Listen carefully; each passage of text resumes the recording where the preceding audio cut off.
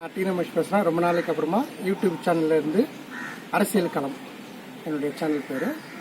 நீங்கள் மறந்துருப்பீங்க. ஃபஸ்ட்டு வந்து நம் பாரத பிரதமர் 3வது முறையாக பிரதமர் பதவியேற்கும் மோடி ஐயா ஜி அவர்களுக்கு என்னுடைய நெஞ்சார்ந்த வாழ்த்துக்கள் தெரிவித்து கொள்கிறேன்.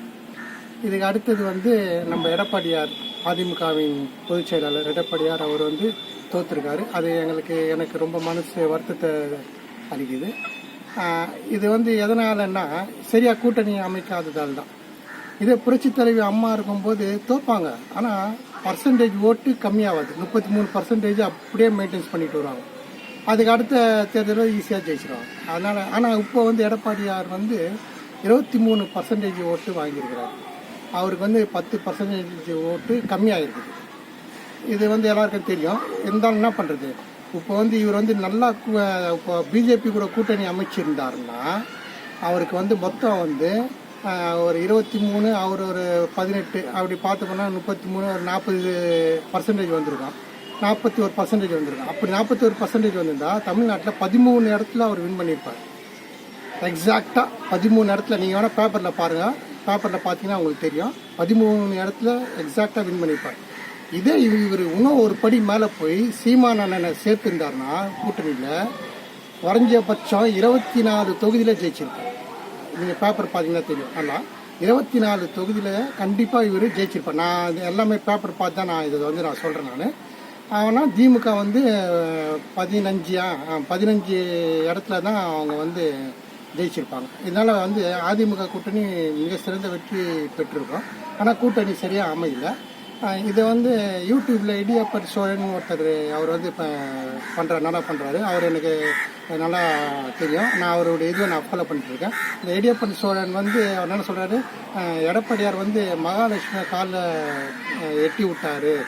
வர மகாலட்சுமி இந்நேரம் அவர் பிஜேபி கூட கூட்டணி வச்சுருந்தா இந்நேரம் மோடி பக்கத்தில் உட்காந்துருப்பார் அப்படின்னு சொல்லி சொல்கிறாரு. நான் ஒத்துக்கிறேன், அது கரெக்டு தான்.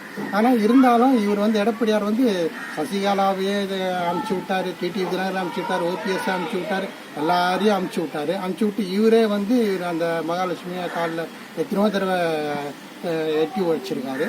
இவருக்கு அதான் இன்னைக்கு இவர் நேற்று கூட இன்னமும் பேட்டியில் கொடுத்துருக்காரு.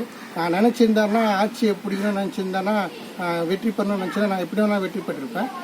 அதெல்லாம் வேண்டாம் சொல்லிட்டு தான் நான் வந்து சிம்பிளாக நான் இதை வந்து பார்த்தேன்.